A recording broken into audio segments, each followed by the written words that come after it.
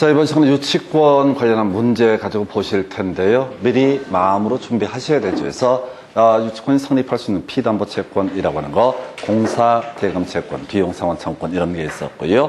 그 다음에 또 하나 이슈가 됐던 것이 채무자가 직접 점유하고 채권자가 간접 점유한 경우 유치권 인정되지 않는다. 이렇게 논의를 삼아야 됐었고요.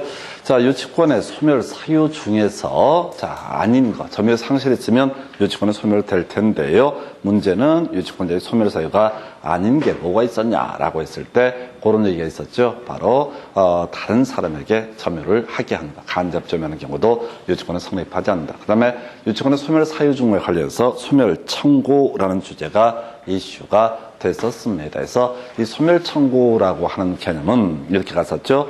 선관 의무 위반이라든가 불법적 사용 등이 있으면 소멸을 청구할 수 있다. 유치권자의 권리라고 하는 거, 인도 거절권이라고 하는 거. 기본적으로 인도 거절권 인정되게 된다. 좀 어려웠던 것이 유치권의 성립이라고 하는 것은 자신이 직접 입증할 것이 아니라, 유치권자가 입증하는 것이 아니라 상대방이 아니라는 사실을 입증을 해야 된다라고 하는 거, 요렇게 가게 되는 거죠. 자, 그리고 나서 출제 포인트, 압류 후 성립한 유치권이라고 하는 것은 인도 거절권 허용되지 않는다. 그 다음에 유익비 상환 청구에 대해서 유예기간이 정해지게 되면 인도 거절권 인정되지 않는다라고 하는 거. 이렇게 논의를 삼게 됩니다. 그래서 자, 이 문제 가볼까요? 27회 문제. 제일 전통적인 문제고요. 요즘에 조금 출제 빈도가 떨어진 유형의 문제가 되겠습니다. 과거에는 거의 대부분의 시험 문제가 이런 주제를 가지고 구성되어 있어요. 점나 지문 길게 구성하면서 점점점 유치권이 성립된다. 점점점 유치권을 주장할 수 있다. 그럼 그 앞에 뭐가 있어야 돼? 공사, 대금, 채권, 비용, 상환, 청권 있으면 유치권 성립하고요. 나머지는 어떻다? 유치권 성립하지 않는다. 요걸로 거의 다 구성을 했었어요. 그래서 여기 이제 박스형 문제로 구성이 되면서 유치권 성립을 주장할 수 있는 피담보채권을 고르시오라고 해서 기업번호 아니죠? 공사, 대금, 채권, 비용, 상환, 청권 아니니까 기업번호 아닙니다. 기업은 포함되면 안 돼요. 니은번 보니까요. 역시 어떻다? 포함되지 않는다. 그럼 이때는 디귿번까지 가면 안 돼. 기억하고요. 그 다음에 니은이라고 하는 것을 제거하면 답은 몇 번? 2번. 바로 치고 들어가는 겁니다. 절대 해설을 다 해서 푸는 게 아니에요. 뭐 하나라도 알고 있으면 그걸 바로 활용을 하셔야 돼. 객관식 문제를 풀어가는 건 이건 테크닉이에요. 테크닉. 반이 테크닉입니다. 이걸 미련스럽게 골고루 해서 해설하려고 하는 게 되게 안 좋은 습관이에요. 이제 학원이라든가 이런 것들이 갖는 단점이 뭐냐면 학원 강사는 다 설명을 하거든요. 수험생 입장에서는 하나라도 더 배우려고 어떻게 실력을 쌓으려고 하나하나 다 해설을 쓰다 보면 정작 문제는 대단히 쉬운데 답을 못 맞춰. 왜? 디귿번 보니까 어렵거든. 뭐라고 되어 있냐면 필요비 상환채무 불이행으로 인해서 발생한 손해배상 청구권. 자, 필요비 상환청권을 가지고 뭘 주장할 수 있다? 바로 유치권 행사할 수 있다. 그런데 계속 필요비를 지급하지 않게 되면 이게 손해배상 청구할 수 있는 손해배상 청구권으로 전환되거든요. 그때도 당연히 어떻다? 유치권 주장할 수 있다. 겁나 어려운 게 디귿번 얘기입니다. 리을번은 조금 낫죠. 자, 유익비 상환청권 좋은데 원상 회복 약정이 있다라고 한다면 유익비 상환청권은 인정되지 않는다. 그러니까 이때 유치권은 어떻다? 바로 지금 이제 인정되지 않는 케이스가 돼요. 유익비 상환청권이 발생하지 않기 때문에. 그래서 디귿번 이게 제일 어려워. 근데 기역, 니은은 개나 소나 다 알 수가 있고요. 기역, 니은만 알더라도 이 문제를 맞춰가는 데는 아무런 지장이 없습니다. 그래서 하여튼 요즘엔 잘 내지 않는 패턴인데요. 시험 지문에 끄트머리를 보셔야 돼. 유치권을 주장할 수 있다. 유치권이 성립한다. 이런 명제 있으면 그 앞에 뭐가 있어야 한다? 공사, 대금, 채권, 그리고 비용, 상환, 청권 있을 때만 어떻다? 유치권 주장할 수 있다. 이렇게 해석을 하게 됩니다. 그래서 답은 2번 이렇게 구성을 했고요. 이런 거 틀리면 안 됩니다. 그 다음 문제 가서 보겠습니다. 자, X 물건에 대한 갑의 유치권 성립에 영향을 미치지 않는 것. 좀 새로운 형태의 문제가 나왔고 좀 까다로웠어요.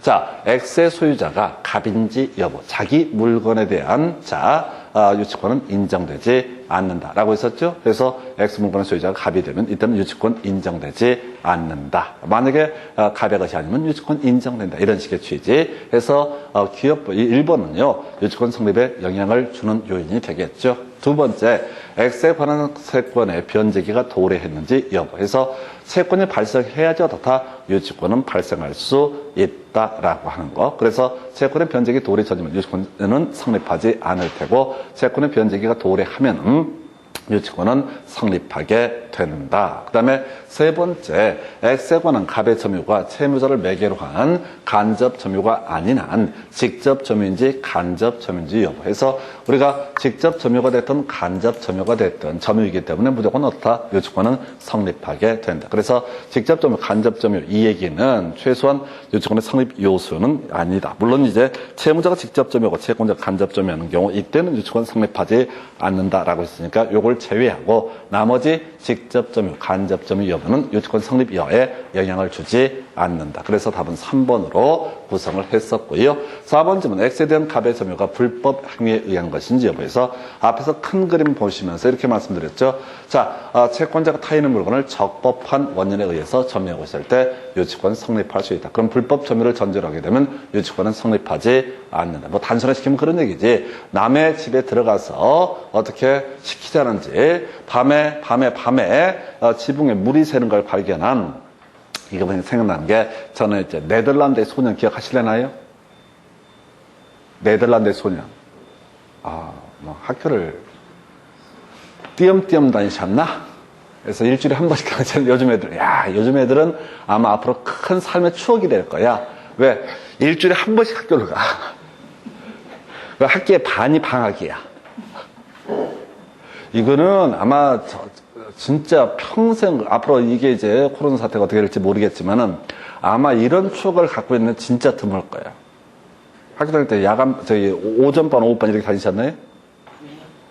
좋은 학교 다니셨구나 해서 오전반, 오후반 다닌 분들도 있습니다. 형편이 어려우니까 없이 사는 학생들은 오전반, 오후반 이렇게 다녔던 적도 있어요. 뭔 얘기를 얘기했냐면, 가는데 말이에요. 어떤 건물에 지붕에 비가 새는 걸 발견합니다. 미친놈이지. 지붕에 비가 새는 걸 어떻게 발견을 해. 그래서 자기가 들어가서 밤새 그거를 네덜란드의 소년처럼 어떻게 지붕을 수리를 하고 비가 새는 걸 막아. 그리고 나서 그걸 가지고 뭘 주장해? 공사대금 채권을 주장하면서 유치권을 주장한다. 이런 것들은 어떻다? 당연히 인정되지 않는다. 불법점이기 때문에. 뭐 이런 논리 구조가 되는데 큰 이슈는 안 되고. 제가 원래 이제 아까 네덜란드 소년 얘기는 그거잖아요. 뭐 댐인가 어딘가, 댐인가, 손가락으로 막았다가, 팔뚝으로 막았다가, 나중에 몸뚱아리로 막았다가, 그래서 다 개뻥이라는 거 아시죠?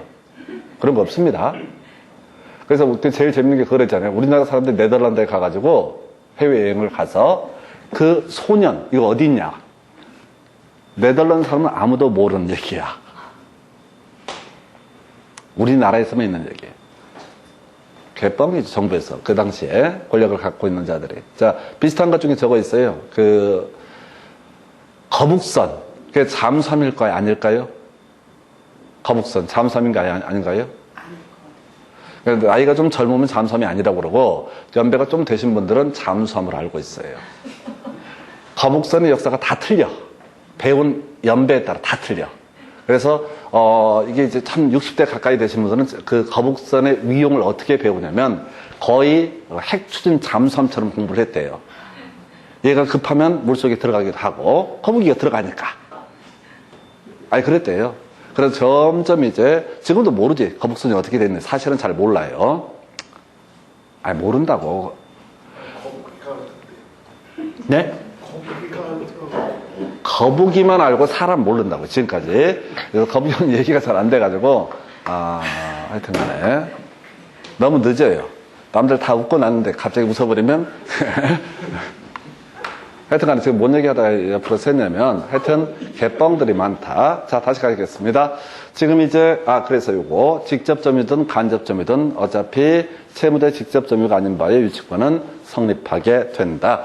그 다음에 이제 불법 행위 보셨고, 그 다음에 X에 관한 채권에 기한 유치권 배제하기로 하는 약정이 있었는지 여부에서 유치권 배제 약정이 있으면 그건 유효하기 때문에 유치권은 성립하지 않는다. 그래서 상당히 이제 특이했던 문제고 그동안 내지 않았던 문제 패턴이었습니다. 30회 좀 어렵게 받아들였던 문제에서 답은요 3번 이렇게 보셨고요. 그 다음 문제 가서 보겠습니다. 자, 갑은 자신이 점유하고 있는 건물에 대해서 을을 상대로 유치권을 주장하고 있다. 자, 갑이 어떻다? 유치권을 주장하고 있다. 틀린 것을 고르시오라고 해서 자, 가볼까요? 유치권은 인정되지 않는다. 유치권의 소멸을 청구할 수 있다. 그 다음에 또 뭐야? 유치권은 인정되지 않는다. 유치권은 되살아난다. 등 나와 있죠? 뒤만 쓱 가지고 보신다고. 이 문제는 답이 좀 특이한 주제인데 첫 번째, 갑이 소유권을 갖는다면 유치권은 인정되지 않는다. 맞죠? 자기 물건에 관한 점유는 유치권은 인정되지 않는다라고 했잖아요. 수급인으로서 이런 거 보면 안 되고 갑이 소유권을 갖는다면 수급인이 뭔가 모르지. 도급인이 공사를 발주하는 사람이고 수급인이 공사를 진행한 사람인데 민법 공부하실 때 그런 말씀을 하십니다. 용어가 어려워가지고 잘 이해가 안 된다고. 그냥 용어 어려우면 그냥 단순하게 가면 돼. 소유권을 갖는다면 어떻다? 자기 물건에 대한 점이기 때문에 유치권은 인정되지 않는다. 2번 질문요. 소멸을 청구할 수 있다. 두 가지 나와 있죠. 선관 의무 위반하고 불법적 사용이 있으면 어떻다? 소멸을 청구할 수 있다라고 하는 거. 3번 질문. 자, 갑은 자 증명해야 된다라고 되어 있죠. 갑은 증명해야 된다라고 되어 있죠. 이게 틀렸다고요. 유치권은요, 유치권자가 입증하는 것이 아니라 그 상대방, 유치권의 성립을 부인하는 자가 어떻다? 입증을 해야 된다. 그래서 자, 갑이라는 사람이 자 지금 이제 어떤 유치권을 주장을 하고 있습니다. 그러면 소유자, 채무자가 뭘 주장을 해야 돼? 예를 들어서 지금 공사대금 채권이 아니고 혹은 비용상환청권이 아니다. 다른 채권이다. 보증금 반환청권이다. 그러니까 유치권은 성립하지 않는다라든가 또는 변제기가 도래하지 않았다라든가 또는 자기 물건에 대한 점유를 하고 있는 것이다라든가 또는 불법 행위라는 점유라든가 이런 것들을 입증을 해 보이면 어떻다? 유치권은 부인되게 될 것이다. 그 상대방이 입증할 책임이 있다 해서 갑은 증명해야 된다 해서 유치권자는 그냥 들어놓여 있으면 됩니다. 증명할 이유가 없다. 이걸 문장을 꼼꼼히 보시면 말려요. 갑은 증명해야 된다 해서 유치권자 이 문제가 그동안 문제 중에 제일 좀 특이했던 문제야. 그래서 우리가 이걸 이제 법정 담보 물권이라고 그랬어요. 법정 담보 물권은 법의 규정에 따라서 자동으로 어떻다? 성립하게 된다. 우리가 앞에서 법정이라고 해서 몇 개 있었죠? 법정 지상권이라고 하는 거. 지상권자가 입증할 책임이 없습니다. 법률 규정에 따라 자동으로 성립하니까 바로 토지 소유자가 법정 지상권이 성립하지 않았다라고 하는 것을 입증할 책임이 있다. 건물 전세권의 법정 갱신, 법률 규정에 따라 자동으로 인정이 된다고요. 그러면 누가 전세권 설정자가 법정 갱신이 발생하지 않았다는 것을 입증할 책임이 있다. 그래서 유치권은 그 자체가 법정 담보 물권이기 때문에 유치권자가 유치권의 성립을 입증하는 것이 아니라 상대방이 어떻다? 유치권의 성립을 부인하는 자가 증명할 책임이 있다라고 하는. 이게 문장으로 외우시면 안 되고요. 상대방이 어떻다? 증명해야 된다. 자, 상대방이 부인하는 자가 증명해야 된다. 오늘 외우시면 된다고. 유치권의 성립을 주장하는 사람이 입증하는 것이 아니라 상대방이 어떻다? 증명해야 된다. 3번을 가지고 이렇게 틀리게 구성이 됐고요. 4번 채무자 을이 직접 점유하고 갑이 간접 점유를 할 때 이때 유치권은 인정되지 않는다. 아까 계속 강조했던 주제죠. 채무자가 직접 점유하고 즉 건물주가 키를 가지고 있다. 이때는 어떻다? 유치권 인정되지 않는다. 그 다음에 병이 건물의 점유를 침탈당했다 할지라도 나중에 점유를 회복하면 유치권은 되살아나게 된다 해서 오른편에서 점유가 원래 침탈되게 되면 유치권은 소멸하게 되는 겁니다. 근데 다시 점유물의 반환 청권 행사를 통해서 되찾게 되면 유치권은 되살아난다. 이 문제는 좀 특이했던 주제. 그래서 그동안 거의 다뤄지지 않았던 거. 유치권의 입증 책임이라는 거, 유치권자가 입증하는 것이 아니라 상대방이 입증할 책임이 있다. 이렇게 가야겠고요. 답은 3번 좀 독특했던 주제. 그 다음 문제 가서 살펴보겠습니다. 지금 보게 되면 갑의 X금을 임차한 을은 지금 수리비 상환을 받지 못한 을은 점유하고 있다라고 되어 있죠. 과정 생략하고요. 수리비를 받지 못한 을이 점유하고 있다라고 되어 있죠. 그럼 이 사람 유치권 행사할 수 있겠죠? 그럼 이제 지문을 보시라고. 지문을 이제부터 루틴 끄트머리를 본다고. 유치권을 행사할 수 있다. 유치권을 행사할 수 있다. 나와 있죠? 그럼 유치권을 행사하려면 뭐가 있어야 돼? 공사대금 채권이나 비용 상환 청권 가지고 있어야 되죠? 그죠? 그래서 을이 외상대금을 지급하지 않으면은 병이 유치권을 행사할 수 있다. 병이 공사대금, 수리대금을 가지고 있는 게 아니라 병은 건축자재, 매도대금만 가지고 매도대금 채권을 가지고 있습니다. 그러니까 이때는 어떻다? 유치권을 행사할 수 없다가 돼야 되죠. 그래서 답은 몇 번? 1번. 1번을 틀리게 구성을 했다. 그래서 유치권 파트를 갈 때 제발 부탁하는데 우리가 키워드 단위로 외우셨단 말이야. 유치권 성립한다, 주장할 수 있다라는 명제가 나오면 항상 뒤를 보는 훈련들, 뒤를 보게 되면 이게 그 앞에 뭐가 있어야 돼? 공사대금 채권, 비용 상환청권 있으면 어떻다? 유치권 주장할 수 있다. 이렇게 가는 거죠. 그래서 2번 지문이요. 자, 을은 수리비를 상환할 때까지 유치권을 행사할 수 있다. 맞죠? 을이 수리비, 공사대금을 지불했기 때문에 유치권 행사할 수 있다라고 해서 오른편. 그래서 이 문제는요, 딱 보는 순간 뒤를 먼저 발견하면 대박이야. 1번 아니면 2번 중에 둘 중에 하나가 보통 답이 될 수밖에 없겠죠. 해서 요렇게. 자, 3번 질문.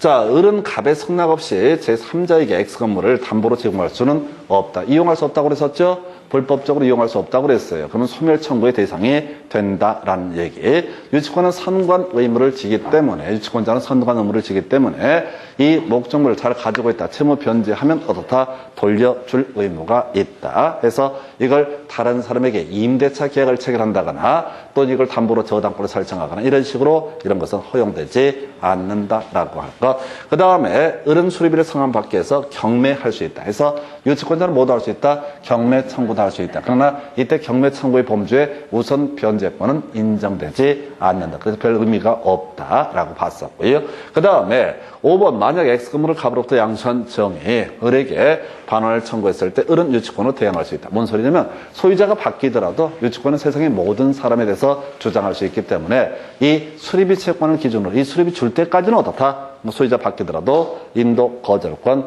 행사할 수 있다라고 할 거야. 이 문제는 되게 간단한 주제야. 사안을 분석해 볼 것도 없이 뒤에 유치권을 행사할 수 있다, 주장할 수 있다 이런 명제 있으면 그 앞에 공사대금 채권, 비용 상환청권 있어야 어떻다? 유치권을 주장할 수 있다, 행사할 수 있다. 이렇게 가시는 거야. 지금 답을 좀 계속 찾아가는 훈련들을 하셔야 돼. 나머지는 몇 번 듣다 보면 적당히 암기가 되기를 기도하면 될 것이고요. 그 다음에 지금 답을 찾아내는 게 실력이고 능력입니다. 그래서 이런 같은 문제를 보더라도요, 예를 들어서 하나하나 다 분석하고 가불병 그려먹고 이렇게 하다 보면 벌써 15초, 20초가 오버가 되게 돼요. 그래서 미리 항상 제가 부탁을 드리는 게 쉬운 문제 10초 안에, 15초 안에 푸는 훈련들을 하셔야 돼. 해서 그리고 이 쉽다고 하는 문제가 쉽다는 게 아니라 자주 나오는 문제를 정확하게 캐치하는 게 그게 능력입니다. 해서 이렇게 살펴드렸고요.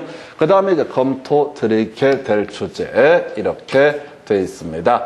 자, 갑은 을과의 계약에 따라서 을 소유 구분 건물 201호 200 모르겠다 끄트머리. 자, 갑의 유치권은 성립한다 해서 공사 대금을 피담보 채권으로 해서 성립한다라고 되어 있죠?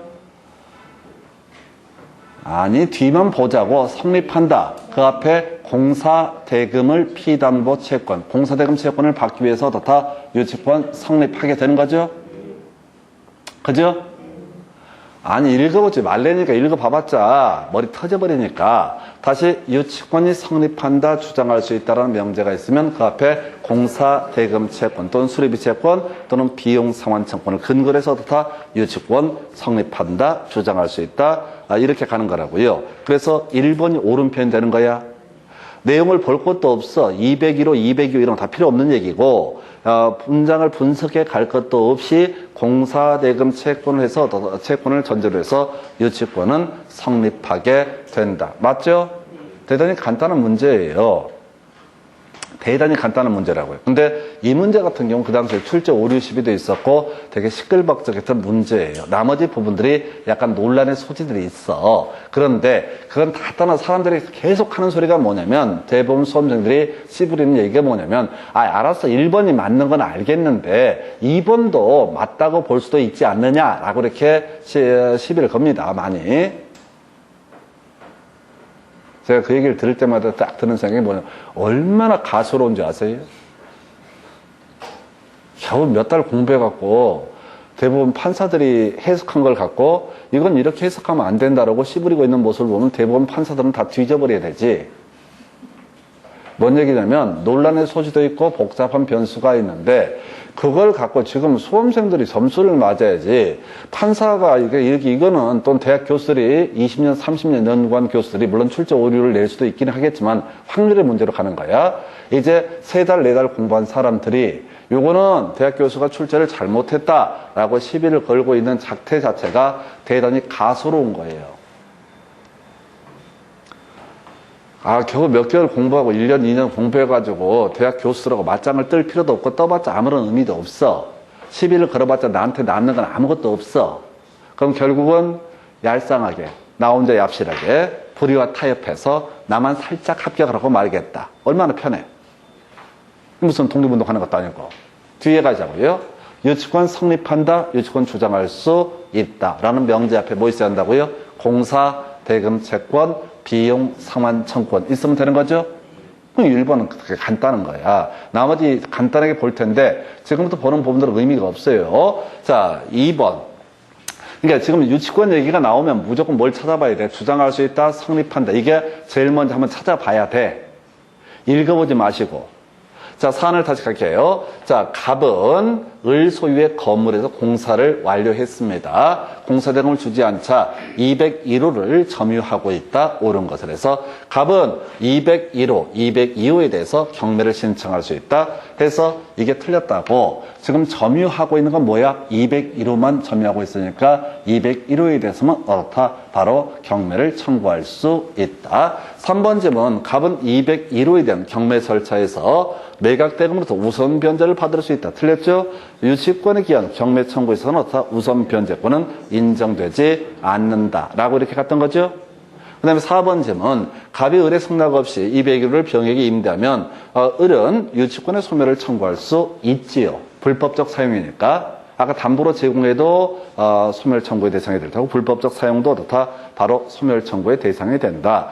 그 다음에 5번, 갑이 을의 승낙 없이 201호를 병에게 임대했을 때 병은 을에 대해서 임대차 효력을 주장할 수 있다? 아니죠. 아무런 권리 없는 사람한테 임대차 계약을 임차인이 됐으니까 최소한 소유자한테 임차권을 주장하는 것은 어떻다? 허용되지 않는다. 무권리자가 임대차를 했는데 임대인이 원래 소유자 거기에 책임을 질 이유는 전혀 없는 것이죠. 근데 이렇게 가면 너무 힘들어져요. 지금 벌써 임대차의 개념까지 알아야 되고 무효인 법률 이런 얘기까지 계속 해야 되니까 이게 핀트가 어긋난다고. 그래서 약속을 하십시다. 자, 지문 사령 문제 구성되면 무조건 성립한다, 주장할 수 있다. 먼저 체크를 해 보셔야 돼. 그러면 지금 그렇게만 얄쌍하게 문제를 풀게 되면 사령 문제가 정말 아주 쉽게 이건 개나 소나 나도 알겠다 이렇게 가시게 되는 거야. 그래서 이렇게 해서 답은 1번으로 뽑았던 사례 이렇게 보셨고요.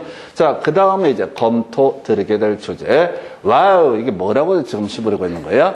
겁나 복잡스럽네요. 자, 그래서 지금 을은 유치권의 근거에서 주택의 인도를 거절할 수 있다 등 나와 있네. 그래서 이제 요거 문제는 일단 미리 말씀을 드릴게요. 인도를 거절할 수 있다. 요거 나오면 인도 거절이라는 키워드가 나오면 우리가 기억할 건 뭐야? 압류의 효력이 발생한 후에 성립한 유치권은 어떻다? 인도 거절권을 행사할 수 없다. 유익비 상환 청구에 대해서 유예기간을 정해주게 되면 어떻다? 이때는 인도 거절을 할 수가 없다. 사실 이건 거의 풀기 어려워요. 아까 이제 간단한 문제를 갖고 10초, 15초 만에 딱딱 찍어내고 나서 이제 풀 과정인데 이것도 그래. 내용을 미리 볼 게 아니라 지금 소유물 반환 청구권 행사할 수 없다. 소유자가 아니면 소유물 반환 청구권 행사할 수 없고요. 소유자이면은 기본적으로 소유물의 반환 청구권 행사할 수 있을 것이다. 다만 그 사람의 정당한 권원에 의해서 점유하고 있을 때는 실질적으로 소유물 반환 청구가 의미를 얻게 되죠. 어차피. 그 다음에 이제 동시이행항변권에 근거해서 주택의 인도를 거절할 수 없다 등 나와 있어요. 이제 한번 가보겠습니다. 갑은 자신의 토지에 주택 신축 공사를 을에게 맡기면서 라고 되어 있죠. 갑 소유의 주택에 대해서 을이 뭐가 된다? 유치권자가 되겠죠? 공사를 맡긴다고요? 그럼 바로 결론 가야 돼. 이 사람이 이제 그걸 공사대금 안 줘서 유치권을 행사한다. 이런 논리 구조가 될 거예요. 자, 그런데 지금 사안을 보니까 공사대금 지급과 동시에 주택을 보존 등기 후에, 보존 등기 2개월 내에 공사대금을 지급하고 주택을 인도받기로 약정을 했다. 그래서 1월 15일 날 보존 등기가 이루어졌고, 그러면 공사대금 채권은 언제입니까? 3월 15일 날 발생하게 되는 거죠? 그죠? 2개월 후에 대금을 지급하기로 했으니까 보존기 후 2개월 후에 3월 15일 날 공사대금 채권이 발생하게 됩니다. 채권이 발생하게 된다. 자, 그런데 갑의 채권자가 위 주택에 대한 강제 경매를 신청해서 2월 8일 날 경매 개시 결정의 등기가 되었고 라고 돼 있죠? 자, 채권은 언제 발생하고 3월 15일, 2월 8일 날 압류의 효력이 발생하죠? 그죠? 그러면 더 이상 이 사람은 유치권에 근거해서 인도 거절권 할 수 있다, 없다? 없다가 돼야 되겠죠?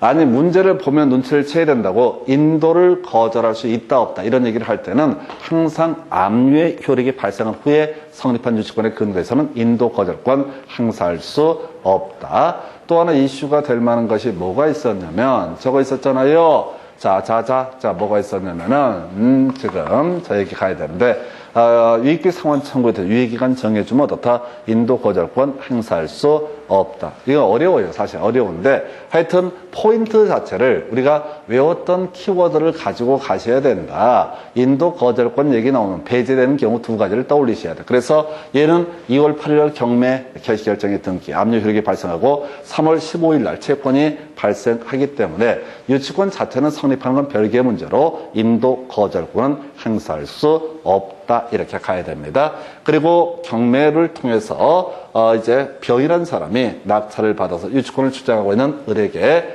주택의 인도를 청구하였다라고 되어 있어. 옳은 것을 고르셔서 병은 소유자 맞습니까? 병은 소유자 맞습니까? 병이 낙찰을 받았다고 되어 있잖아요. 병이 소유자죠?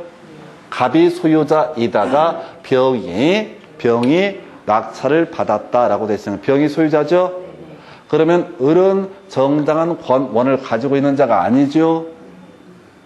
인도 거절권 행사할 수 없는 사람이잖아요. 그럼 정당한 권원 없이 병의 소유물을 점유하고 있는 경우 병은 정당한 권원이 없는 을에 대해서 소유물 반환 청구권 행사할 수 있겠지요. 그죠? 아니, 지금 이제 을이라는 사람의 유치권이 성립이 되나요? 첫 번째, 을의 유치권 성립하나요? 다시, 을의 유치권이 성립해요, 안 해요? 네, 그럴 줄 알았어. 그래서 물어보는 거야.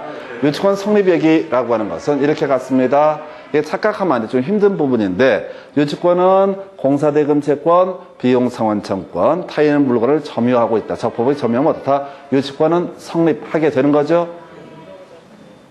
그죠? 일단 유치권은 성립한다고요. 근데 문제는 뭐였냐면, 다른 게 문제가 아니라, 지금 유치권은 성립하게 될 것인데 대신 인도 거절권은 행사할 수 없는 유치권이 되게 되는 거라고요.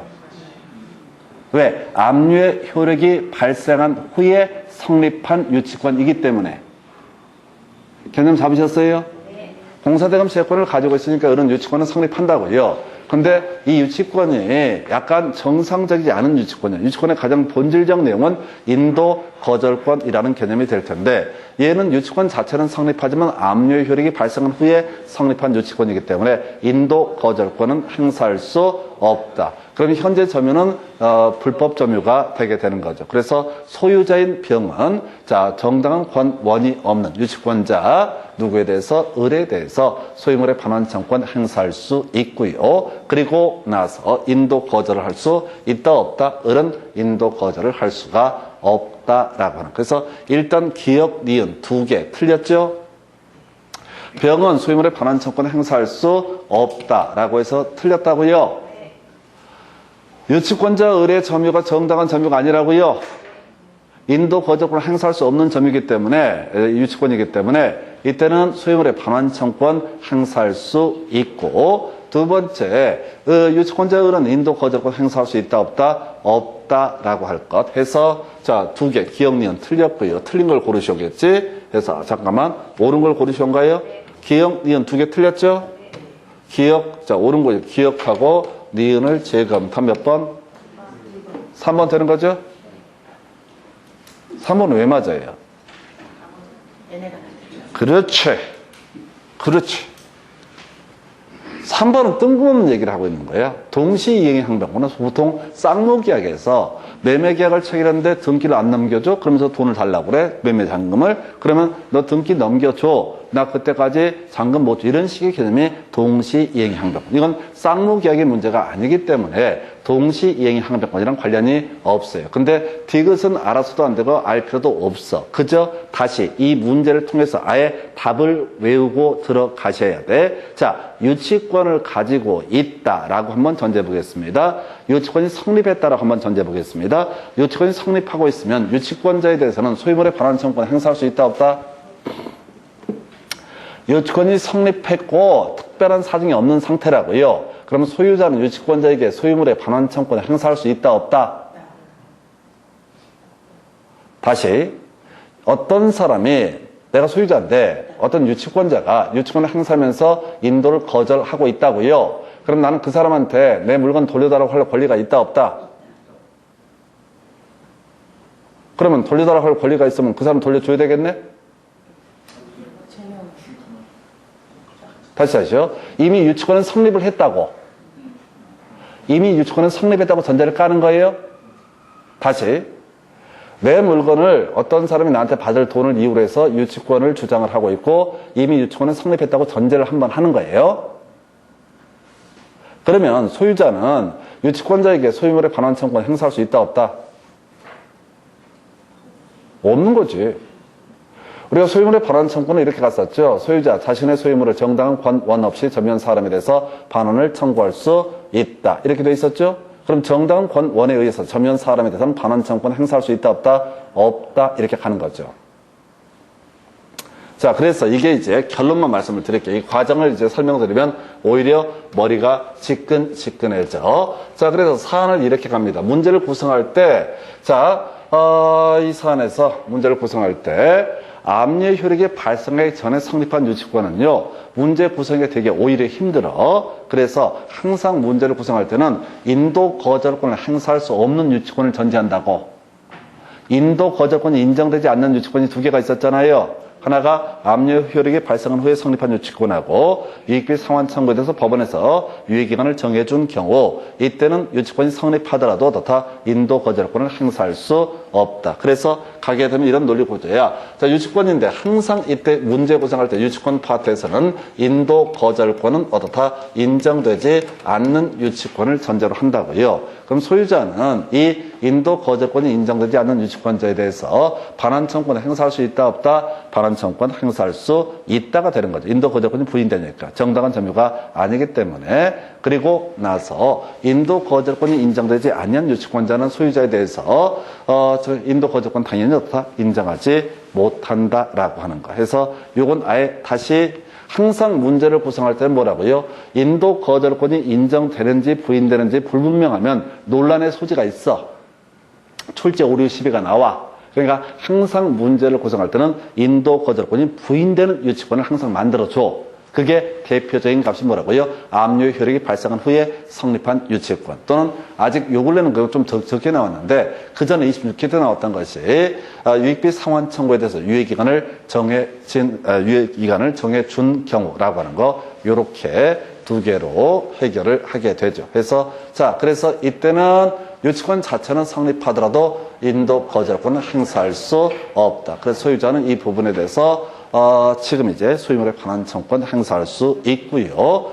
대신 유치권자는 인도 거절권 행사할 수 없다라고 하는 거. 미리 다 외우고 가시라. 근데 이 문제가 되게 복잡해 보이긴 하는데요. 이게 그 전도 그렇고 후도 계속 이슈가 된단 말이야. 그래서 미리 항상 유치권, 제일 첫 번째가 유치권이 성립한다, 주장할 수 있다. 이 얘기할 때는 공사대금 채권, 비용 상환 청구권이냐 아니냐의 문제로 접근을 해야 되고, 두 번째, 인도 거절이라고 하는 인도라는 표현이 나오게 되면 항상 인도 거절권을 행사할 수 없는 유치권을 전제로 문제 구성이 돼야 되고, 인도 거절권을 행사할 수 없다라면 이때는 소유자는 소유물의 반환청권 행사할 수 있다라고 하는 거. 정상적인 유치권에 대해서는 어떻다? 소유물의 반환청권 인정되지 않는다. 이렇게 정리를 합니다. 그래서 이렇게 기억, 니은 두 개가 틀려서요. 답은 3번 이렇게 가게 돼요. 디귿번 하나만 오른편. 의미 없어요. 디귿번은. 그 다음 문제 보겠습니다. 자, 지금 이건 더 감사하지. 지금 보니까 유치권을 행사할 수 있는 경우를 모두 고르시오 라고 되어 있나요? 유치권을 행사할 수 있는 경우를 고르시오라고 되어 있잖아요. 자, 이 문제가 앞에 문제랑 똑같은 문제야. 봐봐, 다른 거 필요 없고 압류의 효력이 발생한 후에 라고 두 개 나와 있죠? 그죠? 압류의 효력이 발생하기 전에 라고 되어 있죠? 그럼 압류의 효력이 발생한 후에 성립한 유치권을 가지고는 인도 거절권 행사할 수 없지요? 압류 효력이 발생하기 전에 성립한 유치권을 가지고 어떻다? 인도 거절권 행사할 수 있지요? 그냥 가는 거야. 그래서 디귿, 리을 두 가지는 어떻다? 유치권을 행사할 수 있다라고 해서 답은 3번. 이게 가는 거예요. 이걸 읽어봐서 푸는 게 아니라고요. 사안을 보고 분석해서 가는 게 아니라고.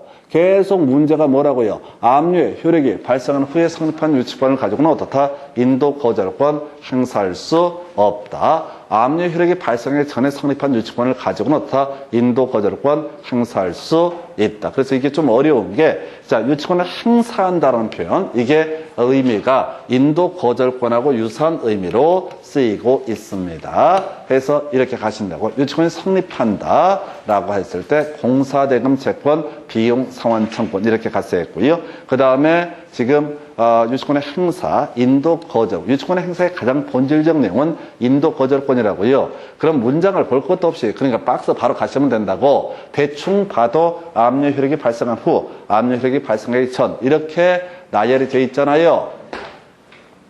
그러니까 뒤를 볼 이유가 없다고. 이렇게만 시험 내더라도 수험생들 손도 못 대요. 읽어보다가 세월 다 보내. 그래서 기출문제라고 하는 그 과정을 통해서 출제위원들이 함정 안 판다고. 자, 아까 문제하고요. 이 문제가 똑같은 문제야. 이 문제도 결국은 뭐 얘기를 길게 뽑고는 있는데 압류의 효력이 발생한 후에 성립한 유치권 이 얘기를 가지고 얘기를 하는 것이고, 그 다음에 얘는 이제 조금 더 어떻게 보면 쉽게 나왔나요? 압류의 효력이 발생한 후와 압류의 효력이 발생하기 전에 이걸로 가는 거라고. 그러니까 문제를 구성할 때 어렵게 구성하는 게 아니라 미리 다 답이 정해져 있어. 해서 자, 그렇게 보면 29회 때 문제고 아까 문제가 28회 때 문제인가요? 그래서 지금 아까 문제 회차를 보니까 27회 때 문제, 같은 문제, 27회 문제를 29회 때는 이렇게 변형을 해둔 겁니다. 그래서 그냥 경매 개시 결정에 등기 또는 압류 이런 표현 뜨게 되면, 자, 유치권 파돼서 압류 효력이 발생한 후에 성립한 유치권을 가지고는 인도 거절권 행사할 수 없다라고 하는 거. 다시 갑니다. 자, 유치권은 공사대금 채권, 비용 상환 청구권 같은 채권과 목적물 간의 결연성이 인정돼야 되고, 채무자가 직접 겸용하는 경우를 제외하고 채권자가 타인의 물건에 대한 적법한 점유를 전제로 유치권은 성립할 수 있습니다. 그런데 유치권이 성립됐을 때 인도 거절권이 가장 본질적인 권능이 되게 될 텐데, 문제는 뭐라고요? 이 인도 거절권과 관련해서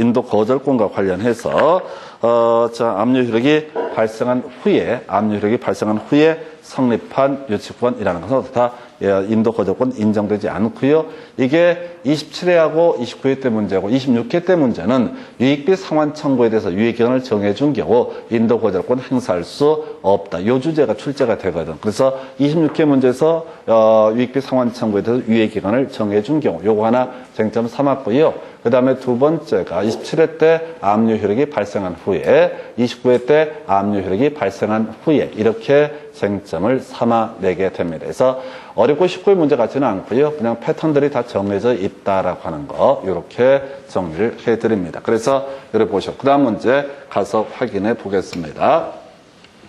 유치권에 관한 설명. 자, 옳은 것은 뒤에 봐야 되죠. 유치권은 인정되지 않는다. 유치권은 성립할 수 있다. 유치권의 기한 반환 청구권을 갖는다. 유치물을 사용할 수 없다.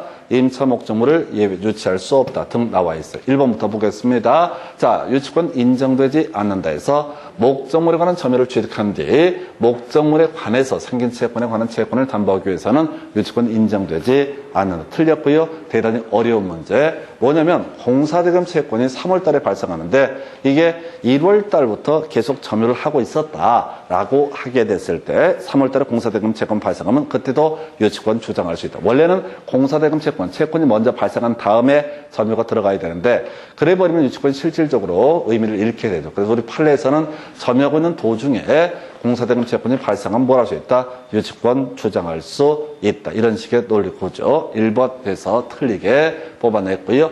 2번, 자, 중요한 질문 나와 있죠? 채권자가 채무자를 직접 전절해서 간접 점유하는 경우 유치권 성립할 수 있다. 틀렸죠? 중요 쟁점. 채권자가 직접 점유하고 채무자가 간접 점유하는 경우, 다시 채무자가 직접 점유하고 채권자가 간접 점유하는 경우 이때는 유치권 인정되지 않는다. 3번 질문이요. 유치권자가 점유를 침탈당했을 때 점유보호 청구권 행사할 수 있는데 유치권에 기한 반환 청구권은 갖지 않습니다. 별로 중요한 건 아니고요. 우리 앞에서 공부할 때 소유권에 기한 물권적 청구권 중에서 반환 청구, 방해 폐해제 청구, 방해 예방 청구라고 하는 거 있었죠. 이 중에서 반환 청구라고 하는 거 지역권자고요. 저당권자에게는 점유를 전제로 하지 않기 때문에 반환 청구는 인정되지 않는다. 이런 거 설명드렸고요. 유치권은 등기를 통해서 성립하는 권리가 아닙니다. 그래서 소유권은 기본적으로 등기를 통해서 성립하기 때문에 소유권에 기한 물권적 청구권의 준용이라는 것은 나머지 등기를 통해서 성립하는 권리만 준용되게 될 것이고 유치권에는 준용되지 않습니다. 그래서 유치권 자체에 기한 물권적 청구권은 인정되지 않는다. 좀 어려운데 별로 중요치 않아요. 그 다음에 유치권자는 유치물의 보존이 필요하더라도 채무자의 승낙 없이 유치물을 사용할 수 없다. 틀렸죠? 채무자 승낙이 있어서 사용할 수 있고 보존을 위해서 필요한 것도 다 사용할 수 있다라고 해서 그게 이제 임차인이 비용 상환 청구권을 가지고 유치권을 주장한 사안에서 돈 돌려주길 때까지 비용 상환할 때까지 계속 그 유치 목적물 주택을 사용하는 것은 보존을 위한 사용이다라고 이렇게 해석을 하게 됩니다. 자, 그렇게 이제 보셨고, 자, 지금 5번 임대차 종료 후 법원이 임차인의 유익비 상환 청구권에 대해서 유예 기간을 인정했을 때 끄트머리 유치할 수 없다 나와 있죠. 상당히 어려웠어요. 유치할 수 없다, 유치할 수 없다, 유치할 수 없다. 그래서 아까 인도 거절권 부인하는 사례 있었죠? 이게 26회 때 문제라고요. 문제를 분석해 드릴게요. 자, 26회 때 유익비 상환 청구에 대해서 유예기간을 정해준 경우 이때는 인도 거절권 행사할 수 없다. 27회 때 나왔던 문제가 이거였구나. 바로 압류 효력이 발생한 후에 성립한 유치권을 가지고는 인도 거절권 행사할 수 없다. 29회 때 나왔던 주제 압류 효력이 발생한 후에 성립한 유치권이라는 것은 인도 거절권 행사할 수 없다. 그래서 26, 27, 29에서 이 문제에서는 상당히 이제 전반적으로 까다롭게 구성이 됐는데 바로 인도 거절권 행사할 수 없는 케이스 유익비 상환청. 그럼 이제 지금 27, 29회 때 압류 효력이 발생한 후 이걸 갖고 쟁점 삼아냈으니까 경우에 따라서 31회 때 바로 유익비 상환 청구에 대해서 유예 기간을 정해준 경우도 다 이때도 역시 인도 거절권 행사할 수 없다라고 하는 거. 어찌됐든 지금 단일 주제 가지고요 인도 거절권 행사할 수 없는 케이스를 가지고 계속해서 쟁점을 삼아내고 있고요. 미리 선입관을 가지고 가지 않으시게 되면 대단히 어려운 주제라고 하는 것이 되겠습니다. 그래서 자, 그럼 이래 가십시다. 유치할 수 없는 경우 압류 효력이 발생한 후에 성립한 유치권하고요. 그 다음에 또 하나가 유익비 상환 청구에 대해서 상환 기간을 유예해 준 경우 이때는 인도 거절권 행사할 수 없다. 그 정도 보셨습니다. 그 다음 문제까지 볼까요? 좀 쉬운 거죠. 유치권자의 권리가 아닌 것은 해서 한번 요거는 이제 24회 때 문제고 좀 오래전 문제예요. 그래서 일단 유치권자 경매권이라는 것을 가지게 됩니다. 유치권자 뭐 할 수 있다? 경매 청구할 수 있다. 그러나 후순위 권리자보다 우선 변제를 받거나 하는 것은 아니다라고 했었고요. 그 다음에 지금 답은 일단 타담보 제공청구권에서 아까 설명을 간단히 드렸는데, 자, 우리 저당권에 있어서는 저당 목적물이 멸실, 훼손 등이 되게 되면 그게 이제 저당권 설정제의 귀책 사유로 멸실 등이 발생하면 다른 담보물을 제공해 달라라고 해서 타담보 제공 청구권이라는 것이 인정되고요. 나머지 내용 간단히 설명드리고 버릴게요. 유치권자가 지금 이제 돈 받을 게 있어서 지금 뭘 하고 있다고요? 유치권을 행사하고 있습니다. 임차인이 지금 유익비 상환 청구를 했는데 임대인이 유익비를 돌려주지 않는다라고 했을 때 그때 뭘 할 수 있다고요? 이때 이 사람이 지금 인도 과실수취권이라고 하는 과실수취권이라고 하는 거, 이게 뭐냐면은 월세 있잖아요. 월세 자기가 월세 내야 되잖아요. 임차인이 월세를 내야 되는데 월세를 안 주면서 그걸로 퉁칠 수가 있다. 이게 과실수취권이라는 개념이 되게 될 것이고요. 그 다음에 비용 상환 청구권이라고 하는 것이 이슈가 되게 되죠. 이건 이제 별거 아니고 중간에 이 임차 목적물을 수리를 해가지고 가액의 증자가 현존해서 유익비 상환 청구했는데 문제는 목적물을 돌려주지, 자, 돈을 안 주니까 인도 거적을 행사하고 있는데 한 달 있다가 이번에 이제 하루 동안 800mm의 폭우가 쏟아져 또 지붕에 물이 새. 그러면 다시 수리하기도 어떻다고요? 이게 바로 비용 상환 청구권의 문제가 되게 된다. 그 외 간이 변제 충당권은 뭐냐면 법원에 청구를 하는 겁니다. 자, 요거 내가 받을 돈이 예를 들어서 1000만 원이고 이것의 물건의 가치가 1000만 원 이걸로 퉁치자. 이런 것이 간이 변제 충당권인데 의미 없어요. 쫓아가시면 안 돼요. 24회 때 나오고 다시는 출제가 되지 않았던 주제. 이런 문제는 사실 거의 영향가 없습니다. 출제자의 의도라고 하는 것은 저당권자의 권리와 유치권자의 권리를 비교하는 그런 문제 패턴인데 큰 의미는 없어요. 그 정도 보시고요. 그 다음 문제 가서 보겠습니다. 이건 알아야 되지. 유치권의 소멸 사유가 아닌 것은 해서 어렵지 않습니다. 혼동, 점유의 상실, 유치물의 멸실 등은 다 유치권의 소멸 사유가 되겠지요. 자, 그 다음에 이제 변제 나와 있죠. 앞에 보지 말고 변제 나와 있죠. 이걸 달리표하는 피담보 채권의 소멸이라고 하는 거. 그래서 제3자에게 유치물을 자기가 보고한다. 이건 간접 점유 형태로서 점유 상실이 아니기 때문에 유치권은 소멸하지 않는다. 이렇게 해석을 하게 됩니다. 그래서 자, 답은 4번으로 뽑아냈고요. 자, 그 다음 문제 가서 살펴보겠습니다.